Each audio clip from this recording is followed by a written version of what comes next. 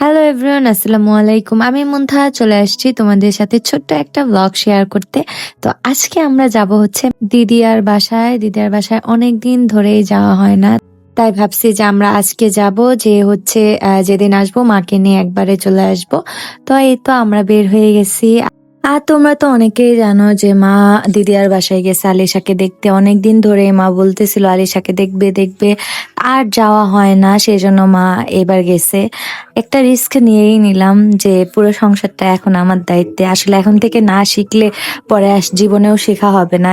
আর যেহেতু আমরা গেছি বিকেল টাইমে, এই জন্য হচ্ছে ওই দিন আর আসি নাই।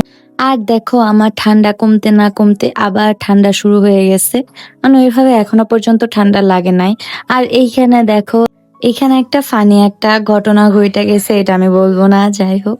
এই তো তোমাদের সাথে কথা বলতে বলতে চলে আসলাম। আর এইখানে দেখো মার সুন্দর কভার, মার ফোনে লাগানোর পর এত সুন্দর লাগতেছে।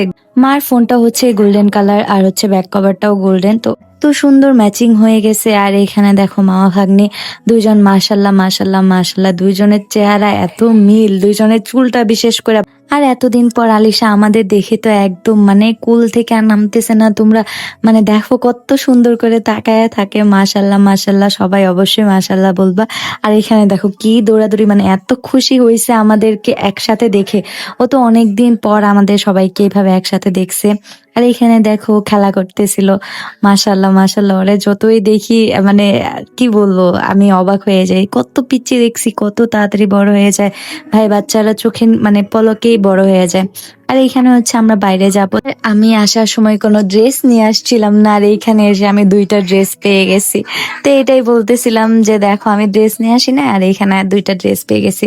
আর এইখানে দেখো তোমাদের কুটু আলিশা কি করতেছে, ব্যাগ নিয়ে দৌড়াইতেছে, ওর থেকে ওর ব্যাগ বড় হয়ে গেছে। আর এইখানে ও যা পায় ওইটাই হইতেছে গলার মধ্যে ঝুলায় রাখে।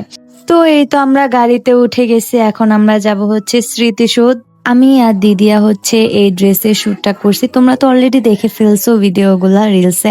আর এখানে দেখো এত মানুষ ছিল আজকে, কারণ এইখানে নাকি শুটিং হচ্ছিল। আমরা তো তাই শুনছি, সঠিক জানি না। তোমরা কে কে স্মৃতিসৌধে ওই দিন গেছিলা, কে কে দেখছো, আসলে কি শুটিং হইতেছিল নাকি অন্য কিছু, অবশ্যই কমেন্ট করবো, অবশ্যই জানাবা। আর এইখানে এই যে আমরা ছবি তুলতেছিলাম, ভাই একটা ছবি আমার কাছে এত ভাল লাগছে, মানে এত ভাল লাগছে, ওই ছবিটা আমি তোমাদেরকে দেখাবো পরে।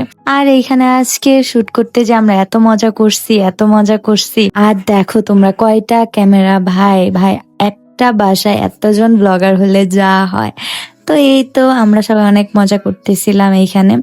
আর এইখানে হচ্ছে স্বামী আমাদের ভিডিও করে দিতেছিল, আমাদের ছবি তুলে দিতেছিল।